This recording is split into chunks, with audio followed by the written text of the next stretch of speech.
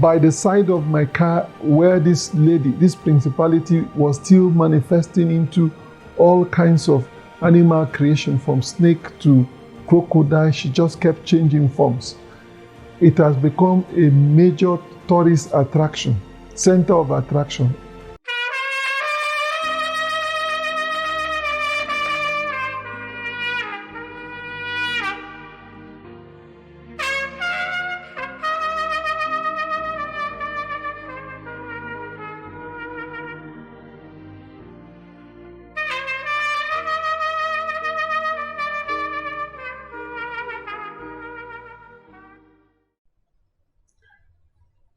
Remember, viewers, that I told you the power of God pushed me into the church. That same power brought down this principality, and she began to manifest into all kinds of creation.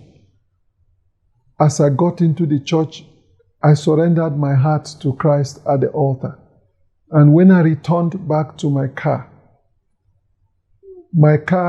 and by the side of my car where this lady, this principality, was still manifesting into all kinds of animal creation, from snake to crocodile. She just kept changing forms. It has become a major tourist attraction, center of attraction. All the people that came out of the church literally gathered to watch this, to see this marvelous sight.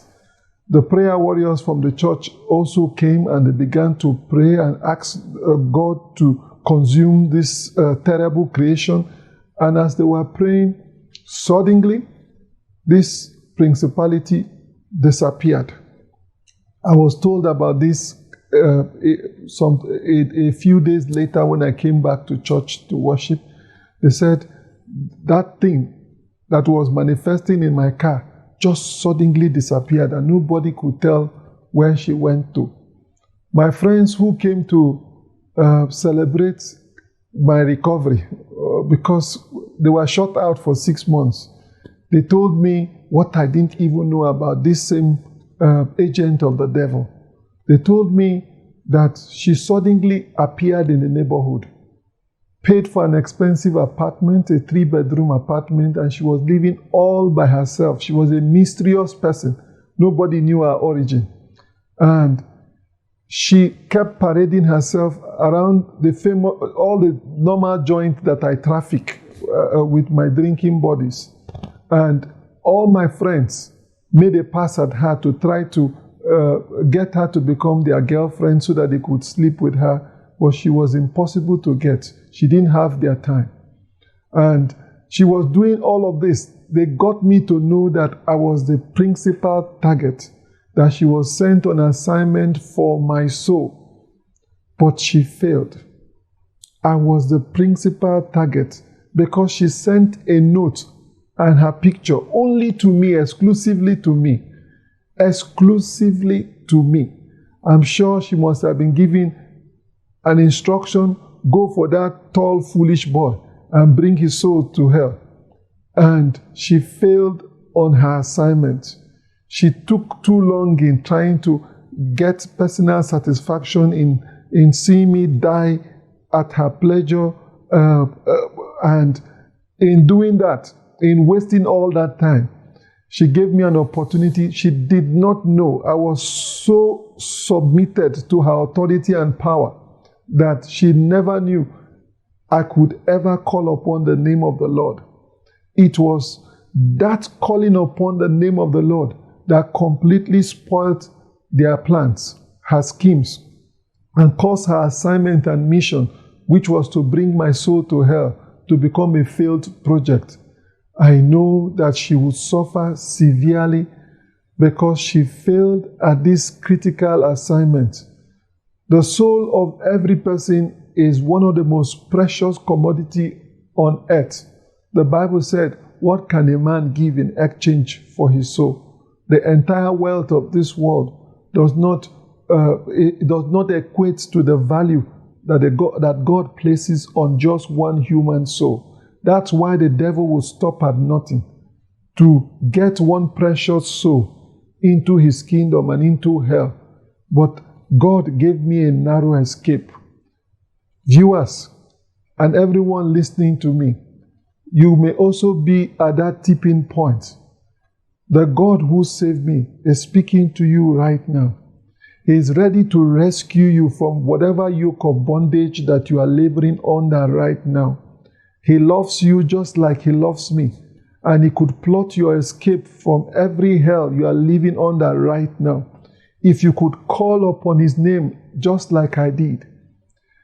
The same God that saves me saves all. He said, if any man will call upon the name of the Lord, they shall be saved. What are you waiting for? This moment, call upon Him wherever you are, in whatever prison you are.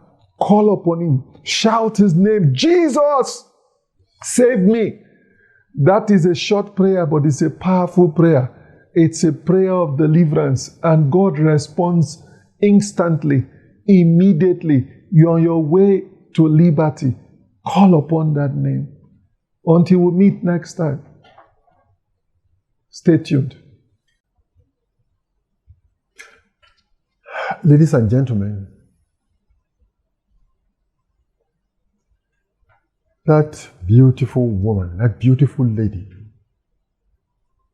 Boma thought was a human being, was actually a demon spirit, an agent of the devil,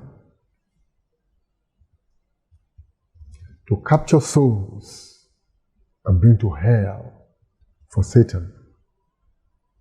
And many young women, many young men have become victims of such women and died a long time before their time.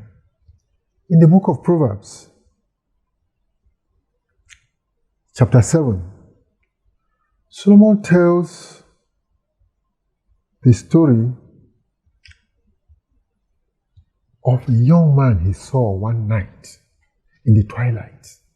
He said he was sitting by a window in his house, and he saw this foolish fellow going down the street. And as he turned the bend, a woman dressed in the attire of an harlot met this young man. And with sweet talk, got hold of him. And he followed her like a sheep to the slaughter. Went with her into her house with sweet talk. Talked him into sex. Solomon says that this young man did not know when an arrow struck his liver and he died the death of a fool. Let me read to you the last 3 verses of Proverbs chapter 7. This is what Solomon says.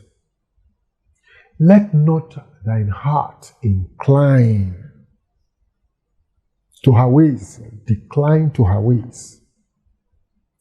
Go not astray in her paths, for she has cast down many, wounded.